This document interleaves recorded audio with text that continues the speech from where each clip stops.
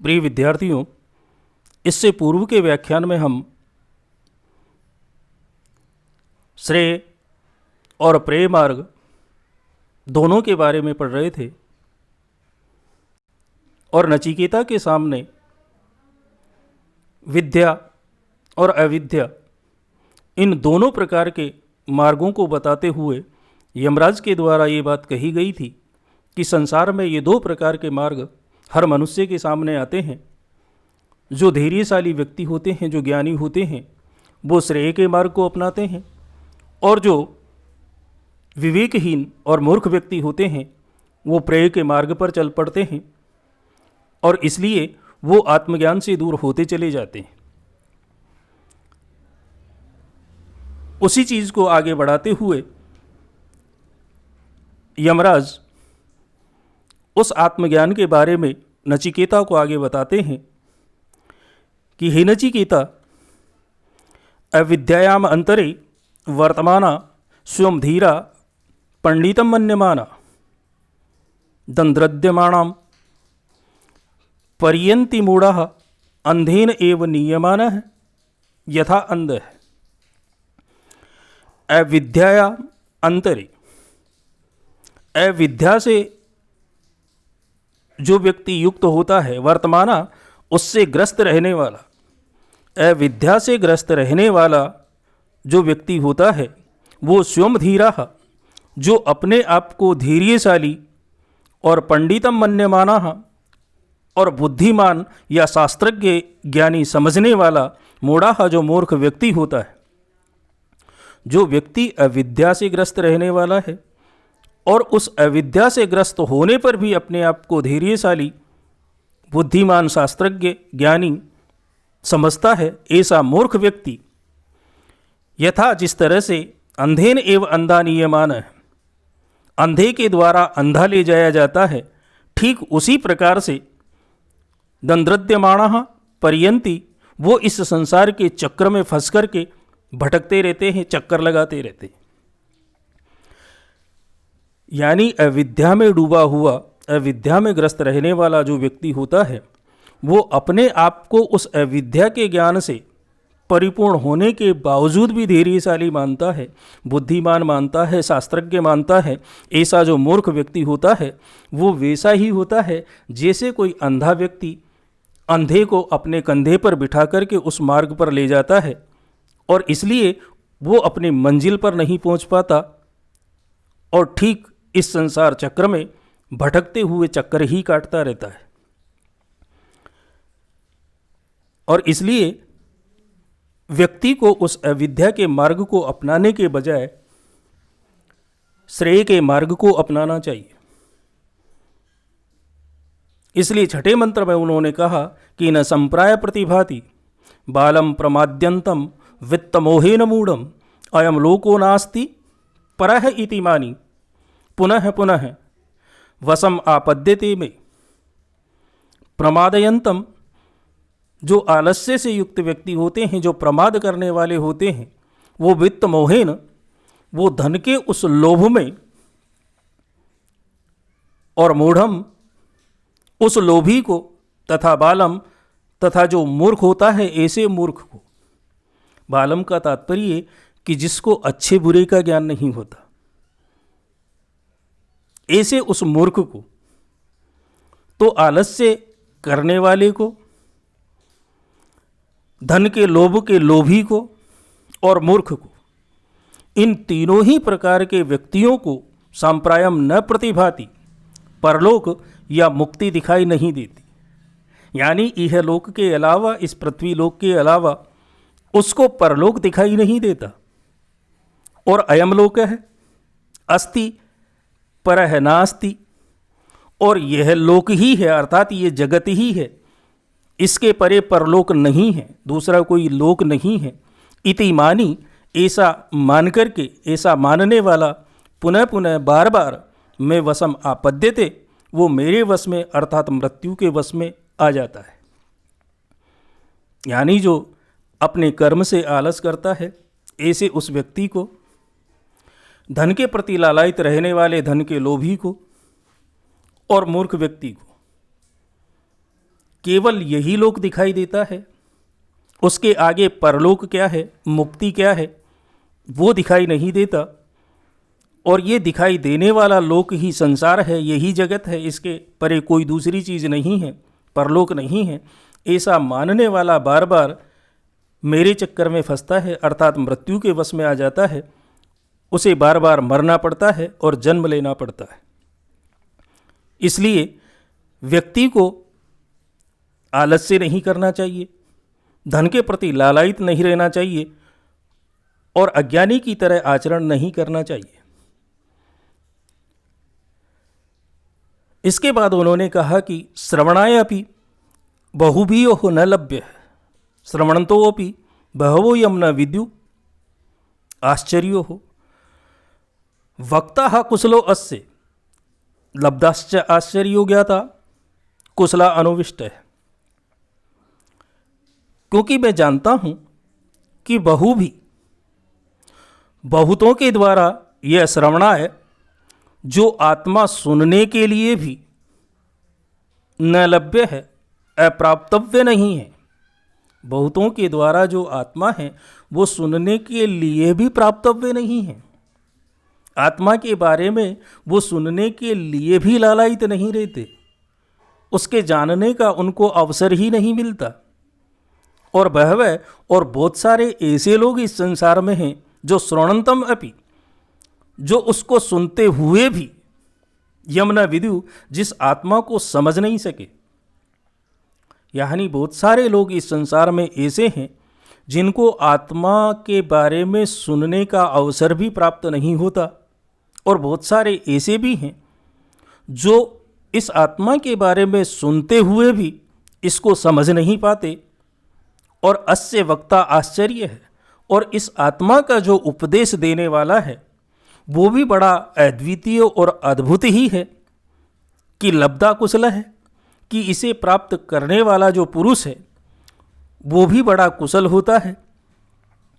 और कुशला अनुविष्ट है ज्ञाता, और जो ज्ञानी गुरु से कुशल अनुशिष्ट है, अच्छी प्रकार से सुशिक्षित होकर के इसको ज्ञाता है, जो जानने वाला है, वो भी आश्चर्य है, आश्चर्य से युक्त होता है, अर्थात बिरला ही व्यक्ति होता है। यानी ही नचिकेता, इस संसार के अंदर बहुत सारे लोग ऐसे हैं जिनको आत्मज्ञान के बारे में जो ज्ञान है वो प्राप्तव्य ही नहीं है, और बहुत सारे ऐसे भी हैं जो उसके बारे में सुनते तो हैं लेकिन सुनते हुए भी उसको समझ नहीं पाते। बहुत सारे ऐसे भी हैं कि इस संसार में इस आत्मा का उपदेश देने वाले जो व्यक्ति हैं वो बड़े अद्वितीय और अद्भुत ही होते हैं, कि वो जो ज्ञान देते हैं वो दूसरों को आश्चर्यचकित कर देता है। और बहुत सारे ऐसे हैं जो इसे प्राप्त कर लेते हैं, ऐसे कुशल पुरुष भी इस संसार में मौजूद हैं जो इस आत्मज्ञान को प्राप्त कर लेते हैं। और बहुत सारे ऐसे लोग भी हैं जो ज्ञानी गुरु से अच्छी प्रकार से शिक्षित होकर के इसको जान लेते हैं, लेकिन इसको जानने वाले इस संसार में बिरले ही लोग होते हैं, कुछ ही लोग होते हैं जो इसे समझ पाते हैं। इसलिए तुम भी इसे समझने की चेष्टा करो। क्योंकि बहुधा चिंत्यमाना एष आवरेण नरेण प्रोक्त है। बहुधा अनेकों प्रकार से चिंत्यमान है एष, समझने योग्य ये जो आत्मा है, इस आत्मा के बारे में आवरेण नरेण, जो आत्महीन मनुष्य है, अर्थात जो तत्वज्ञान से रहित व्यक्ति है, उसके द्वारा प्रोक्त है, उपदेश करने पर भी न सुगेयम, ये भली प्रकार से जानने योग्य नहीं है। यानी जो व्यक्ति इस आत्मा के बारे में जानता ही नहीं है, जो इस तत्वज्ञान को जानता ही नहीं है, ऐसे व्यक्ति के द्वारा उपदेश दिया जाए तो निश्चित रूप से वो समझने योग्य हो ही नहीं सकता। इसलिए अनेक प्रकार से समझने योग्य यह है जो आत्मज्ञान है, वो किसी आत्महीन मनुष्य या तत्वज्ञानी नहीं होने पर, तत्वज्ञान से रहित व्यक्ति के द्वारा यदि इसका उपदेश दिया जाए तो इसका उपदेश करने पर भी न सुगेयम, ये भली प्रकार से जानने के योग्य नहीं है। और दूसरी बात यह है कि अन्यत प्रोक्ते है, और जो अप्रत्यक्षदर्शी है ऐसे उस व्यक्ति से प्रोक्ते उपदिष्ट होने पर अत्र गति न अस्ति, इस विषय में किसी प्रकार का संदेह या चिंता रहती ही नहीं, यानी समस्त प्रकार के संदेह और चिंताएं खत्म हो जाती है। इसलिए अणुप्रमाणात ये जो आत्मा है वो अणु से भी ज़्यादा अणियान अत्यधिक सूक्ष्म है, और इसलिए ही सचमुच में अतर्क्यम ये तर्क का विषय नहीं है। यानी आत्मा के बारे में तर्क नहीं किया जा सकता कि मरने के बाद ये रहती है या नहीं रहती, रहती है तो कहाँ रहती है, नहीं रहती है तो क्यों नहीं रहती, कहाँ चली जाती है। इस प्रकार का जो तर्क वितर्क है वो इस आत्मज्ञान के बारे में, इस आत्मा के बारे में किसी भी प्रकार से नहीं किया जा सकता है, और जो करता है वो सबसे बड़ा मूर्ख है। इसलिए जो व्यक्ति अनेक प्रकार से समझने योग्य ये आत्मा है, इस आत्मा के बारे में किसी आत्महीन मनुष्य या तत्वज्ञान से रहित व्यक्ति के द्वारा इस उपदेश को सुनता है तो निश्चित रूप से ऐसे उस व्यक्ति के द्वारा उपदेशित होने के बाद भी न सुगेयम ये आसानी से जानने योग्य नहीं होती। लेकिन जो व्यक्ति अप्रत्यक्षदर्शी, यानी जो सारी चीज़ों को अच्छी प्रकार से जानने वाला है, ऐसे उपदिष्ट होने पर भी, ऐसे व्यक्ति के द्वारा उपदेश दिए जाने पर भी इसके विषय में किसी प्रकार का न तो कोई संदेह रहता है और न किसी प्रकार की कोई चिंता रह जाती है। व्यक्ति उसे आसानी से समझ जाता है, समझ पाता है, और इसलिए जो ये आत्मज्ञान है वो अणु से भी अत्यधिक सूक्ष्म है, अत्यधिक छोटा है, बहुत गहरा है। इसलिए इसके बारे में तर्क वितर्क नहीं किया जा सकता, ये तर्क वितर्क का विषय नहीं है। इसलिए यहाँ पर यमराज के द्वारा विद्या और अविद्या दोनों को स्पष्ट करते हुए नचिकेता को ये ज्ञान दिया जा रहा है कि विद्या क्या है, अविद्या क्या है, यानी श्रेय क्या है और प्रेय क्या है। क्योंकि यहाँ अविद्या के भी उन्होंने अलग अलग प्रकार बताए हैं, और जो अविद्या के प्रकार हैं वो 5 पर्व के रूप में होते हैं कि स्वरूप का अज्ञान, देहाध्यास, इंद्रिय अध्यास और प्राण अध्यास और अंतःकरण अध्यास। ठीक उसी प्रकार से जो विद्या है उस विद्या का लक्षण भी इसी प्रकार से अलग अलग 5 भागों में बांटा गया है।